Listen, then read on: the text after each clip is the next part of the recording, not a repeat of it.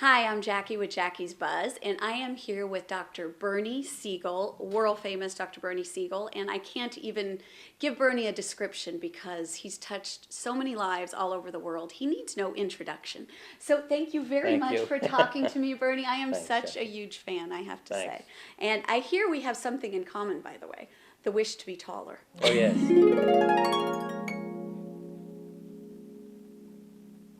Life is a growth experience. So subscribe to us on YouTube, like us on Facebook, and follow us on Twitter. Jackie's Buzz, coming to you not so live from New Haven, Connecticut. Jackie's Buzz. I've always wanted to be a little taller, Right. so. And your work really, I mean, I'm such a huge fan, but to start off with, has touched so many lives in terms of you're really a healer of not only people, but of pets, right? Yeah.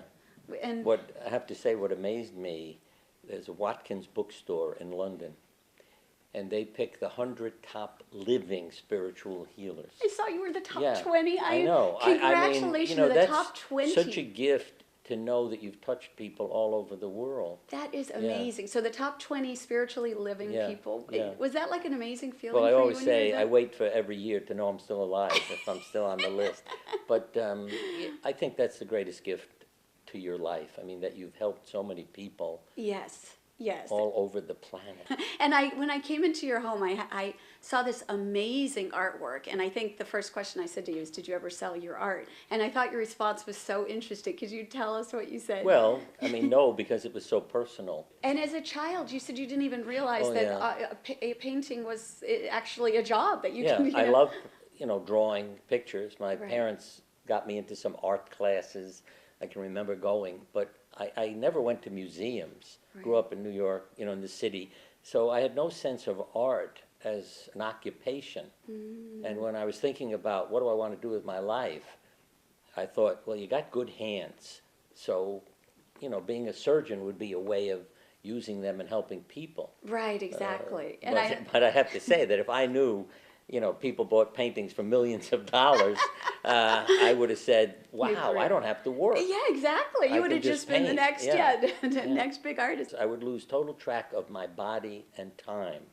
And when it impressed me most was when I was shoveling snow and injured my back. I didn't wait for the kids to come home, and that taught me a lesson too. But when I was painting a portrait, I realized I could stand for hours with no pain, or in the operating room. But when the surgery was over or the painting was over, I was on the floor or on the sofa because the pain, boom, I'm back in my body again. And I love your thoughts about, is it ECAP? ECAP stands for ECAPs. Exceptional Cancer Patients. Right. And the term came because a lot of people say, well, I'm not exceptional. It has nothing to do with that. It was the people who showed up. My wife happened to say, those are exceptional women. Mm-hmm. Because, again, why exceptional? He sent out 100 letters to people with cancer saying, you want to live a longer, better life, come to a meeting. I expected hundreds of people to show up. I was a nervous wreck with what I'm going to do with hundreds of people, because it didn't say you can't bring friends and relatives. And less than a dozen women showed up. That's when I realized I don't know the people I'm taking care of, see, and their will to live. But this group was exceptional. They're the ones who exceed expectations, who don't lie down and die because the doctor tells them, Yes. And they taught me what to teach others.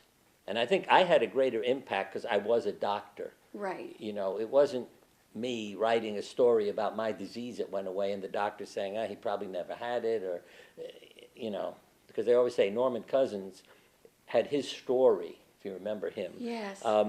Watching candid camera tapes, taking vitamin C, but he was less of a threat to doctors because it's Norman Cousins, see? But when Dr. Siegel gets up and starts saying the same thing, it was much more confrontational. Wow. And I was on all the famous talk shows with doctors arguing with me. Now, so much of it is science, you see, that stress, loneliness, laughter, Monday morning, they all have to do with your health and survival. So it isn't Exactly. blaming people for getting sick, but saying, let's look at your life. If your loved one died, I keep thinking, like Christopher Reeve's wife. Mm-hmm. When does she develop cancer? Yes. And again, that's not blaming her, but look what she had to go through. Her husband's quadriplegic, he dies. I mean, think of what's going on in her body and its chemistry, going through all that emotion. And do you think it's your thoughts that, control it and then it goes? Yeah, yeah, your feelings are chemical. There are books written too that genes don't make up decisions. They get a stimulus from the chemistry in the body.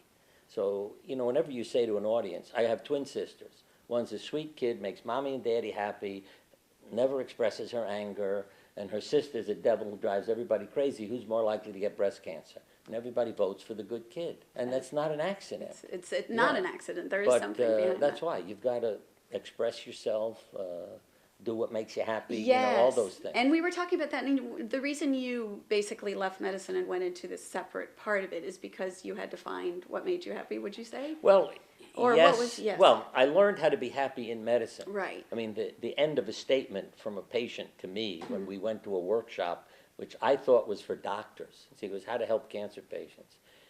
I was the only doctor there. I couldn't believe it. I mean, this is in the New Haven area.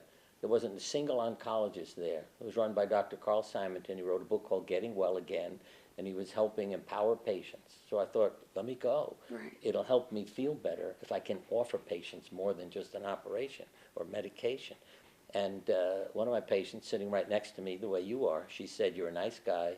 I feel better when I'm in the office with you, but I can't take you home with me. So I need to know how to live between office visits. I love See, that. that's We what need to know how to made live me between send out a offices. letter to say, let me help you live.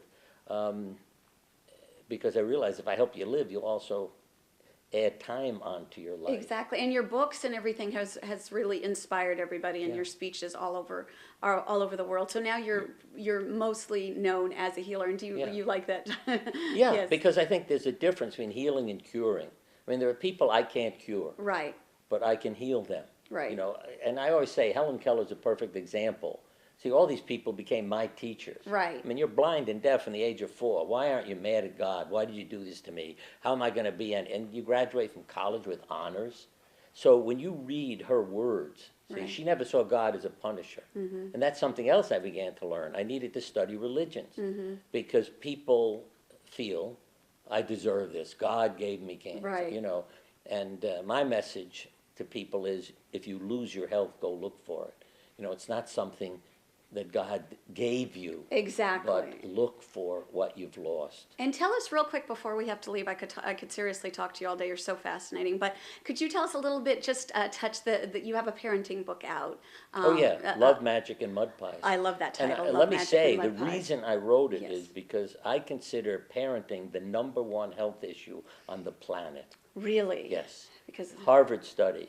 Did your parents love you? No. 98% had a major illness by midlife. Did your parents love you? Yes. 25% had an illness. And I've written some letters to the editor recently. More people die of suicide than homicide. In other words, more people kill themselves than are killed by others.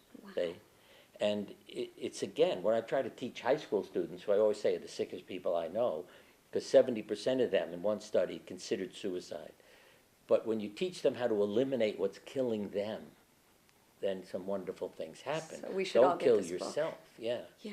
Yeah. Love, Magic, and Mud Mud Pies. Pies. That's wonderful. Let's all get that. And thank you so much for talking to me today. My pleasure. You're one of my heroes. Thank you, Bernie. Thank and that's you. it for Jackie's Buzz.